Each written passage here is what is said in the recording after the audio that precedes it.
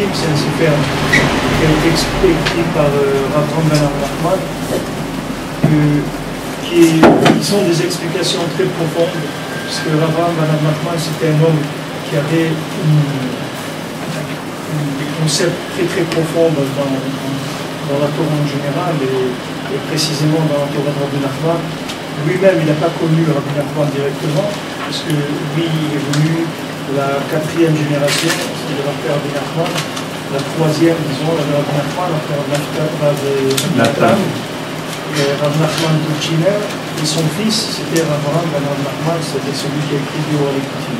Et lui, c'était un géant en Torah, c'est-à-dire c'était un cerveau, et un tzaddik kadosh, un cerveau, un homme d'un niveau très grand. Et il habitait en Eretz Israël, il est venu habiter en Eretz Israël à l'âge de 40 ans, bien que son père lui ait dit déjà depuis qu'il était jeune qu'il était trop kadosh pour pouvoir vivre en Koutz Laaretz, mais il a dit j'ai pas eu le mérite d'écouter mon père tout de suite, à l'âge de 40 ans qu'il est monté, et ensuite il faisait le voyage tous les ans en bateau pour aller de Haïfa à Odessa pour aller à Ouman à Rosh Hashanah, et ça pendant peut-être 20 ou 25 ans.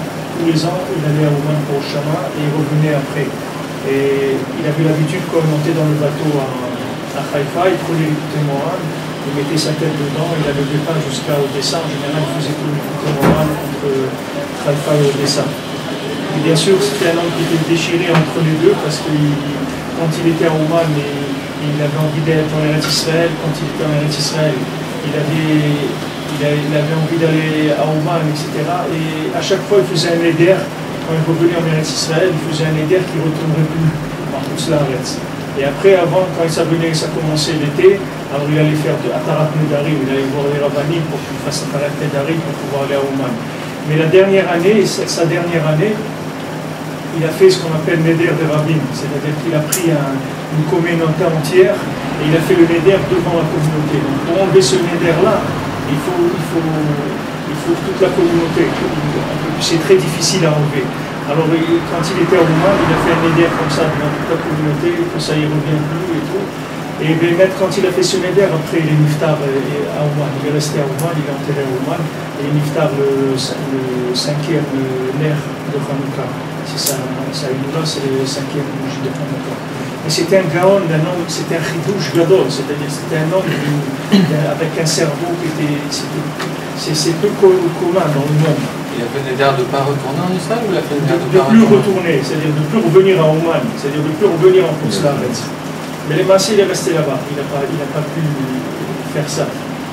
Et on dit que même s'il avait été à l'époque de Rabbi Nachman, il aurait été un chidouche, parce que c'était un chidouche gadol. Et malheureusement à Yerushalayim, à l'époque c'était la misère, les gens n'avaient pas de quoi manger, les gens mouraient de faim. Et c'était un homme qui était très humble, personne ne le connaissait. C'est-à-dire tout ce qui a été imprimé de lui, c'est uniquement un élève à lui qui a pris tous ses écrits, qui les a sauvés ici dans les maisons, etc., quand il y a eu toutes les invasions des Jordaniens, etc. Lui, il a sauvé des écrits, des manuscrits à lui, ensuite il a imprimé ses livres. Mais lui, il était humble, personne ne le connaissait. Et ses enfants, il n'a pas laissé de descendance parce que les enfants ils sont morts de faim ici à Yerushalayim. Ils n'avaient pas de quoi manger, il avait un fils et une fille, ils sont morts tous les deux. Maintenant, lui, il est très hanav, et tout ce qu'il écrivait, il écrivait qu'avec des larmes. C'est pour ça que quand il arrivait à un certain âge, il n'écrivait plus parce qu'il ne pouvait plus pleurer. Il arrivait à un âge où il avait une maladie dans les yeux, il n'avait plus le droit de pleurer. Donc dès qu'il ne pouvait plus pleurer, il s'arrêtait d'écrire. Parce que chaque fois qu'il a écrit, c'était toujours avec des pleurs. C'était un chidouche, un kadosh, quelqu'un de très très spécial. Il partait, même quand il habitait en Ukraine, il partait toujours de la maison Motsi Shabbat. Il revenait vendredi, personne ne savait où il était. Il partait, il disparaissait dans les forêts toute la semaine. Personne ne savait où il était, qu'est-ce qu'il faisait. Comme ça, des années de sa vie. C'était un homme kadosh. Alors lui, il a écrit des choses, des explications sur le côté moral, mais c'est des explications qui sont très profondes. Quand on arrive à les comprendre, des fois elles sont carrément impossibles d'accès parce qu'on ne trouve pas la porte d'entrée. Et des fois, même quand il écrit, après il regrette, il dit dommage que j'ai écrit, que j'ai révélé ça. C'est-à-dire lui-même, il regrette d'avoir révélé, parce que c'était un homme très très caché. Et il avait une telle conscience de Rabbi Nachman qu'il n'arrivait pas à parler avec beaucoup de gens de Rabbi Nachman. Parce que pour lui, la plupart des gens, ils étaient très très légers dans leur concept, dans leur approche de Rabbi Nachman par rapport à ce qu'il était vraiment. Alors, souvent, quand les gens lui posaient des questions, il ne répondait pas, parce que pour lui, c'était des questions qui n'étaient pas... Mais il s'appelait Ish Eretz Israël, toujours il parlait d'Eretz Israël. Toujours parler d'Eretz Israël, et il a encouragé toutes les communautés breslèves en Ukraine de monter en Eretz Israël. Il a des communautés monter en Ukraine, en Pologne, et il leur disait montez en Eretz Israël, montez en Eretz Israël. Ceux qui l'ont écouté, ils ont été sauvés. Il y a peut-être une dizaine de familles qui l'ont écouté, qui ont laissé parce qu'ils étaient bien installés, ils avaient une richesse là-bas et tout. Ils ont laissé, ils sont montés en Eretz Israël, ils ont été sauvés. C'est les grandes familles qu'il y a dans Breslev aujourd'hui, comme Anshin, des familles comme ça, c'est des familles qui sont venues parce que lui leur a dit de monter. Et ceux qui n'ont pas écouté, après il y a eu la Shoah, ils sont morts. Alors ce sont des textes, ici il n'y a pas beaucoup, il y a juste quelques lignes. On va des attaches à essayer, mais je ne peux pas vous garantir qu'on va arriver à ouvrir.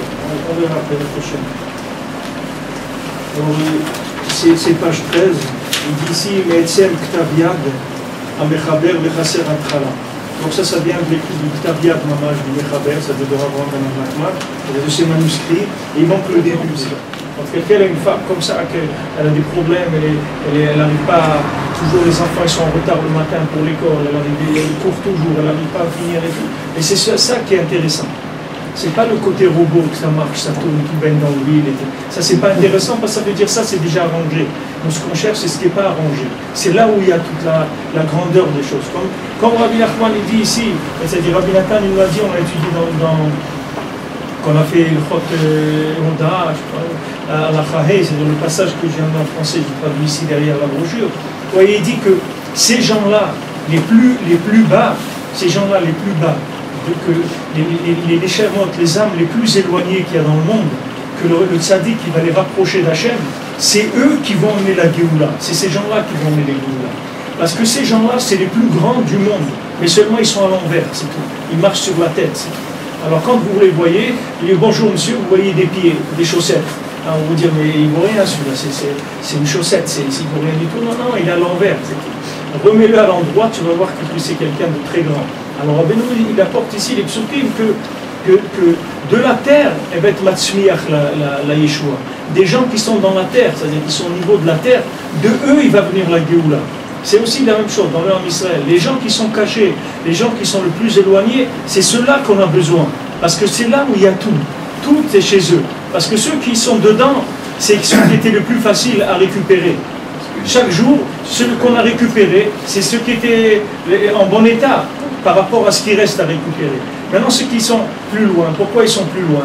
Parce que les Tzahara, ils les attaquent plus, ils ne veulent pas les laisser rentrer. Parce que s'ils rentrent, ils vont emmener trop de bien dans l'âme Israël et dans le monde.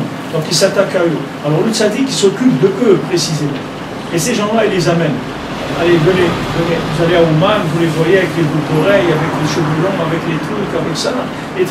Et ces gens-là, vous voyez, ils se transforment. Petit à petit, ils transforment le monde. Petit à petit, ils transforment. Eux, ils se transforment, ils transforment le monde. Parce que eux, c'est chez eux qu'il y a tout. C'est le principe de Léa. Léa, c'est là où on ne voit rien, c'est là où il y a tout. Ce qu'on voit, ça veut dire que ça y est, ça atterrit, ça veut dire que c'est bon, ça roule. Il n'y a plus de...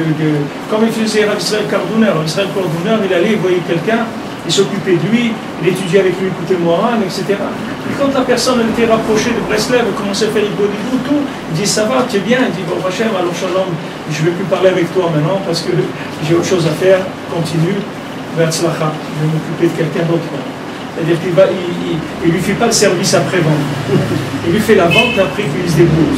Après, lui, il passe à un autre client, il va vendre à quelqu'un d'autre. C'est-à-dire qu'il va s'occuper de celui qui est dehors. Celui qui est déjà rentré, même comme il est, même boiteux, c'est pas grave, il est dedans. C'est-à-dire que lui, il a déjà son énergie, il a rentré à l'intérieur.